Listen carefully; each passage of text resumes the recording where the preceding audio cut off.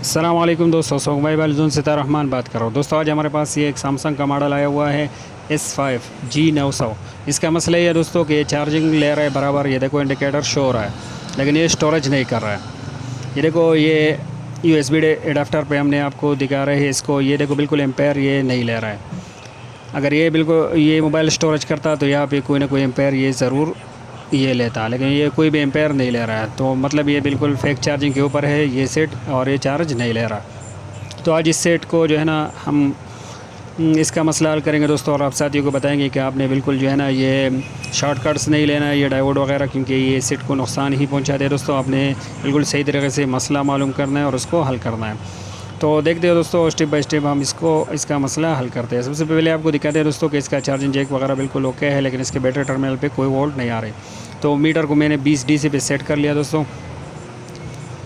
अभी इसके साथ चार्जर हमने कनेक्ट की, ये देखो दोस्तों ये बैटरी टर्मिनल पे कोई वोल्ट भी नहीं आ रहा है, ये 0.04 जो है ना इस पर शो हो रहा है। तो इस पर कोई एम्पेयर नहीं आ रहा। और ये देखो ये चार्जिंग जैक के आउटपुट पे यहाँ पे हमें जो है ना 5 वोल्ट बिल्कुल सही तरीके से मिल रहे हैं। देखो ये आपको दिखाते हैं, यहाँ पे हमें बराबर 5 वोल्ट मिल रहा है, लेकिन बैटरी टर्मिनल पे हमें कोई वोल्ट नहीं मिल रहा है। वहाँ पे हमें 0.04 वोल्ट में ये 0.04 मिल रहा है। ये देखो दोस्तों यहाँ पे हमें 0.04 मिल रहा है, और ये बैटरी टर्मिनल का प्लस है। ये देखो ये प्लस पे हम चेक कर रहे हैं, ये 0.04।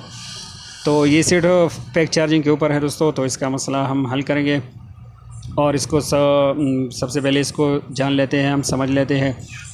ये इसके हार्डवेयर में जाके दोस्तों यहाँ पे हम जाते हैं, ये बर्नियो सिमेटिक्स में जाते हैं, इसको खोल लेते हैं। ये देखो ये हमने इसको खोल लिया। यहाँ पे जाते हैं इसके हार्डवेयर में, इसके सिमेटिक्स भी है और भी सब कुछ है, लेकिन हम हार्डवेयर में जाएंगे। हार्डवेयर में यहाँ पे बहुत मॉडल है, हम सैमसंग मॉडल को सेलेक्ट करेंगे। फिर सैमसंग में इसके मॉडल G900 को सेलेक्ट करेंगे। फिर इसमें जो है ना दोस्तों इसका यहाँ पे सिम कार्ड, माइक और LCD लाइट वगैरह ऑन ऑफ ये सभी कुछ है, लेकिन हमें चाहिए इसका चार्जिंग। तो ये चार्जिंग ये सबसे नीचे पे है, तो हम इस पर क्लिक करेंगे। और ये देखो थोड़ा लोडिंग कर रहा है। अभी इसका जो है ना चार्जिंग सर्किट ये हार्डवेयर में फुल ओपन हो गया है। कि इसके देखो दोस्तों आप देख सकते हो कि इसके जो VCH लाइन है दोस्तों, ये सबसे पहले यहाँ पे कनेक्ट होता है, और उसके बाद आगे जाके जो है ना दोस्तों यहाँ इस IC से कनेक्ट होता है, उसके बाद यहाँ बैटरी टर्मिनल पे। तो वीडियो हमने तेज़ की दोस्तों के टाइम थोड़ा कम लगे। तो दोस्तों इस समय ये जो हमने डायग्राम के थ्रू इसको समझ लिया दोस्तों, तो अब हम इसको चेक इन करेंगे दोस्तों। तो आज तक हमने चेक किया 5 वोल्ट आ रहे हैं, तो हमें हार्डवेयर से पता चला कि इसका चार्जिंग IC यही है। तो इसका पहले हमें भी नहीं पता कि कहाँ पे लगी है, लेकिन हमें बराबर पता चला कि यहाँ पे लगी है। और इसकी ये पॉइंट भी हमें मालूम होगा कि यहाँ पे इसके 5 वोल्ट इन हो रहा है।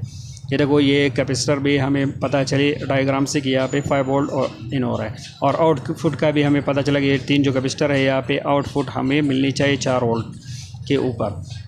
तो यहाँ पे देखो आउटपुट पे कोई हमें वोल्ट नहीं मिल रहा है दोस्तों।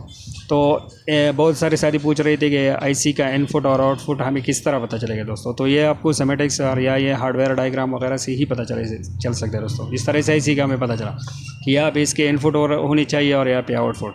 तो हमने इसको चेक कर दिया दोस्तों। तो इनपुट तो बराबर इसके वोल्ट आ रहे हैं, लेकिन आउटपुट नहीं हो रहे। तो इनपुट और आउटपुट का पता आप डायग्राम ही से लगा सकते हो दोस्तों, या कोई बैकअप के लिए आपके लिए और सेट होना चाहिए दोस्तों। तो ये IC है दोस्तों, जल्दी से मैं इसको रिमूव कर लेता हूँ दोस्तों। और इसकी जगह हमने ये IC लगी, क्योंकि यहाँ पे हमें इन 3 कैपेसिटर पे जो है ना वो आउटपुट नहीं मिल रही। तो इस IC को मैं जल्दी रिमूव कर लेता हूँ,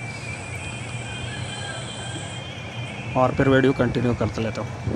तो दोस्तों IC को मैंने रिमूव कर लिया और वीडियो को कंटिन्यू कर लिया, क्योंकि हमारे एक साथी बहुत दूर से मिलने आए हुए थे, तो हम उससे बातों में लगे हुए थे। रिकॉर्डिंग हम नहीं कर पाए IC निकालने के दोस्तों। तो ये देखो ये IC हमने पुराने वाली निकाली, यहाँ पे रखी है। ये हमारे पास न्यू IC है, ये हम यहाँ पे लगाने वाले दोस्तों।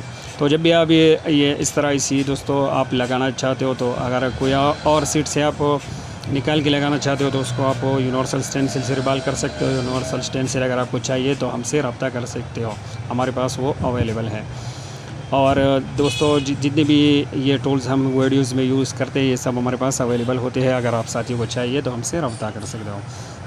तो ये देखो दोस्तों ये IC हम ये हम लगाने वाले हैं दोस्तों यहाँ पे। तो IC को आपने इस तरह लगाना है कि नीचे थोड़ा सा पेस्ट आपने सबसे पहले लगाना है। उसके बाद IC को अपने जगह पे बिल्कुल सेट करना है दोस्तों। और निकालने से पहले आपने इसका पॉइंट ज़रूर तलाश करना है, वरना आपको फिर जो है ना डायग्राम की लाज़मी ज़रूरत पड़ेगी। तो ये बिल्कुल हमने अपनी जगह पे सेट कर लिया। ये देखो, ये अभी ग्लास में चेक करते हैं, ये देखो बराबर अपनी जगह पे सेट हो गया दोस्तों। ये देखो, ये बराबर अपनी जगह पे सेट हो गए। तो जब भी आप इस तरह सेट कर लो अपने जगह पे आईसी को, तो हेड गन फ़ौरन अपने बिल्कुल नीचे नहीं ले जाना है दोस्तों। ईयर थोड़ी सी कम अपने रखनी है। हीट को मैंने 350 पे रखा हुआ है, और ईयर को मैंने 5 पे रखा हुआ है। ऐसा इस तरह मैंने जो है ना इस तरह हेड गन को नीचे कर दिया, और एक जगह पे आपने इस तरह नहीं करना है, इस तरह हिलाना है हेड गन को अपने चारों तरफ आईसी के, ताकि सारे पॉइंट वो बराबर बन जाए दोस्तों। और इसके ऊपर उस वक्त अपने पेस्ट नहीं डालना है, इस तरह फिर हिट गन उठा के थोड़ी देर बाद अपने इस तरह इसके ऊपर पेस्ट और डालना है, और फिर जितना आप हिट करना चाहो दोस्तों उसको हिट कर सकते हो, और थोड़ा सा हिलाना चाहो आईसी को भी हिला सकते हो दोस्तों, लेकिन उससे पहले अपने पेस्ट उसके ऊपर नहीं डालना है, क्योंकि अपनी जगह से हिल जाएगी। तो ये ऐसी हमारी जिस तरह लग गई दोस्तों। इसको अभी थोड़ा सा साफ़ कर लेते हैं। तो पेट्रोल की मदद से हमने इसको साफ़ कर लिया दोस्तों। तो अभी ये कैमरा इसकी भी वापस लगा लेते हैं। तो दोस्तों बहुत सारे साथी पूछ रहे थे व्हाट्सएप पे कि हम किस तरह इसी के इनपुट और आउटपुट किस तरह मालूम कर सकते हैं दोस्तों। तो हर मॉडल के एतबार से अलग होता है, ज़्यादातर मॉडल की सेम भी हो जाती आती है दोस्तों, लेकिन ये इसके लिए आपको जो डायग्राम की ज़रूरत पड़ेगी, या तो समेटिक्स की या ये हार्डवेयर डायग्राम की। तो इससे काम में बहुत ज़्यादा आसानी हो जाती है। ये सीट भी हमारे पास जो ये आया हुआ है रिपेयर के लिए, तो हमारे साथ ही भेजा हुआ है, ख़ुद भी कारीगर है।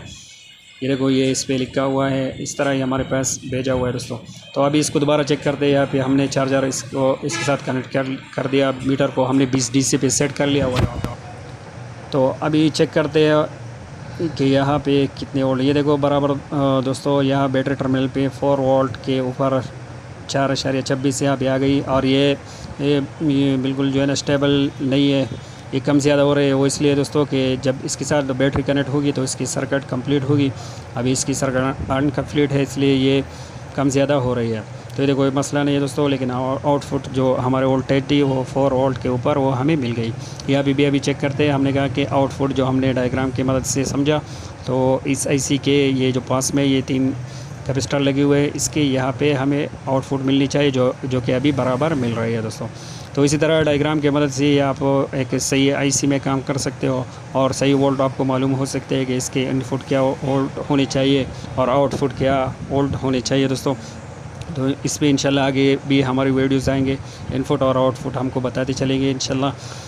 तो अभी देखते हैं इस सीट के साथ बैटरी भी कनेक्ट कर लेते हैं, और इसको चेक करते हैं कि जो हमारा स्टोरेज का मसला था वो हल हो गया कि नहीं। USB अडाप्टर पे भी हम जो है ना चेक करेंगे। आपको ये देखो 6% है, इसमें भी हमने चार्जर्स के साथ कनेक्ट कर दिया। तो दोस्तों इस डायग्राम की वजह से आपको बहुत ज़्यादा फ़ायदा होने वाला है। और अगर आपको भी जो है ना बोर्नियो सिमेटिक्स वो रजिस्टर करने हो, ये देखो 7% हो गया, तो हमारे पास आप रजिस्टर कर सकते हो। और ये देखो, ये अडाप्टर पे भी बराबर ये एम्पेयर ले रहा है। ये देखो 0.20 एम्पेयर ले रहा है, जो कि कम ज़्यादा बिल्कुल बराबर है दोस्तों। और उम्मीद है आप साथ ही समझ गए होंगे। और अगर आपको ये डायग्राम जो है ना ये रजिस्टर करने हो, तो आप हमारे साथ रजिस्टर कर सकते हो।